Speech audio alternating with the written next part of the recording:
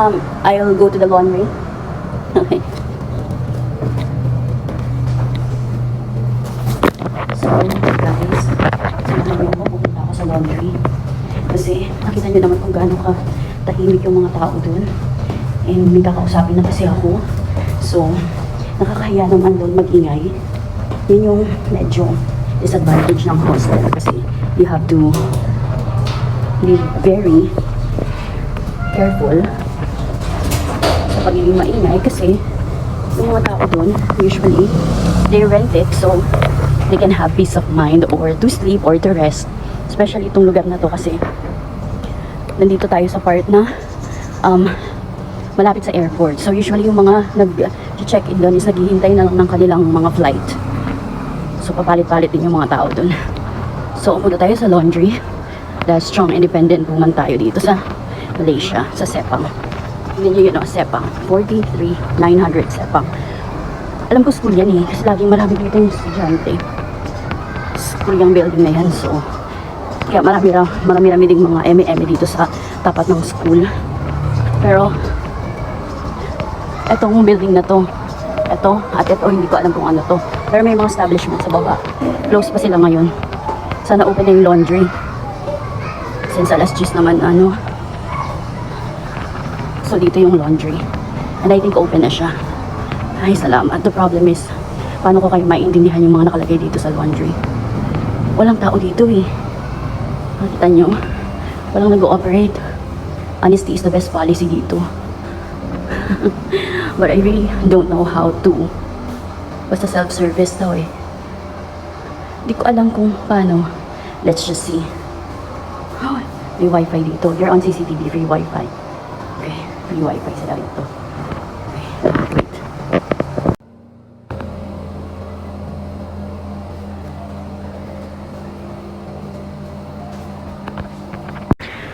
Guys, naputol yung live kasi naghang na naman yung cellphone kong mabait.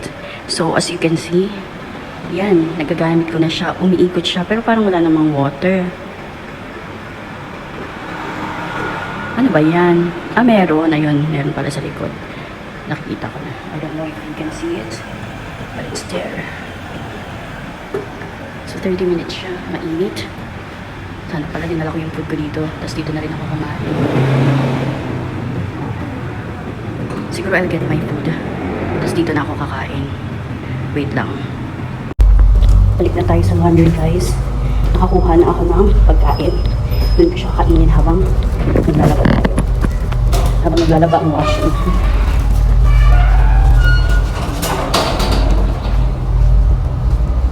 Alright.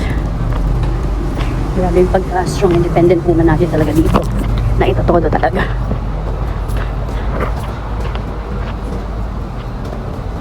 Kaka-excite itong pagkain ko. Pala bumili ako ng butter for the white bread. Kabili nga ng butter. Mamaya. Tinost ko kasi yung bread ko pero wala siyang butter. So, parang wala rin siyang masyadong eme. Pero at least, hindi malamig. Hindi malamig. Huy! Huy! Huy! Ano kaya yun? Buko. I think it's buko. Alright. May babalik. Tapos na siguro yan. Nilalabahan ko. Pero baka hindi pa. Kasi kakaalis ko lang naman. Let's check. May time pa. Hindi pa tapos. Oh, 23 minutes. 7 minutes lang akong nag-init ng water and all. So, ito. Papakita ko sa inyo kung ano itong binaon ko. Grabe, voice ako. Ano ba yung open kong fan na to? Where can I open the fan? Where? Where? Ang cover ni Ating. Naglakad lang kasi ako. Bakit? Hindi mo siya na mainit sa lakas, pero mainit. So, dapat may food. Napakit yung sabaw. Pero hindi lang.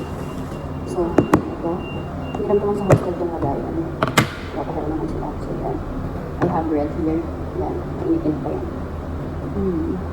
Well good. And then, init ko yung noodles na gabi. Kailangan natin ititin. Kaya, yung binibili kong pagkain, dalawang kain lang talaga. Or else, mamumulog pa. Pero mas mura dito, feel ko. Mas mura dito kasi sa Philippines. Itong noodles na ito, ang sarap nito. Ang sarap ko kailangan ng ano.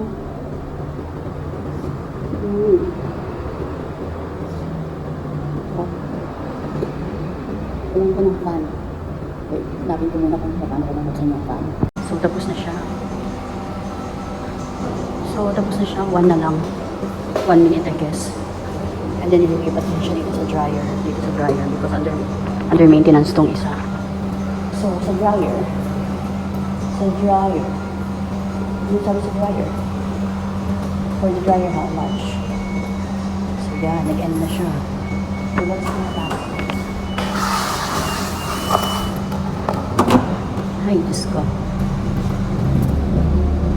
Okay. Oops. Diba, ang konti lang naman ang labahan ko. Kaya lang, hindi kasi pwedeng maglaba sa hostel.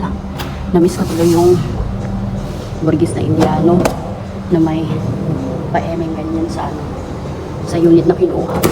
So, dito tayo. We'll put it here. Yan. In fairness, mabango yung sabon.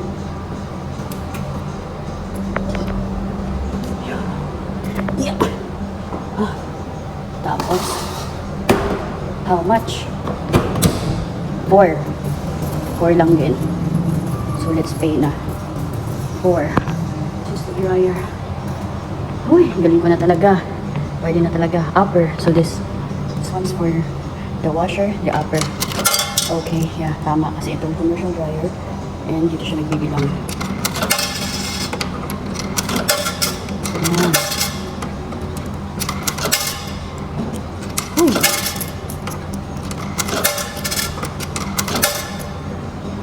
Oh, 35. May butal.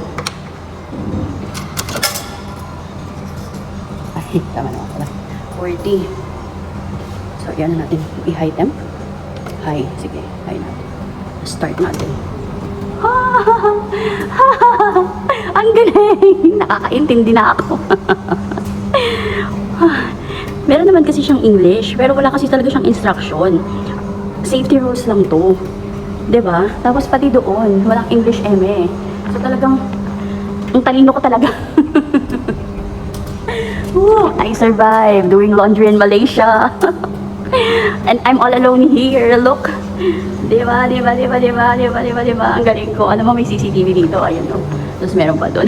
Siguro sabi nila, ano pa yung ginagawa ng babaeng to? Uy! Hi! So, let's just wait.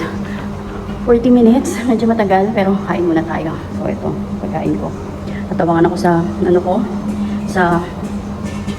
tatabangan ako sa tinapay ko kasi hindi ko nalagyan ng palaman ng kahit anong palaman. So, mamaya ko na lang siya kakainin. I-reheat ko na lang siya, tapos bibili akong butter. Bumili ako ng coffee. Ang coffee suso. Iwan ko kung anong suso. Ayan. Tapos ito. This is just 1 ringgit. So, it's 12 pesos. Tapos this one naman is 2.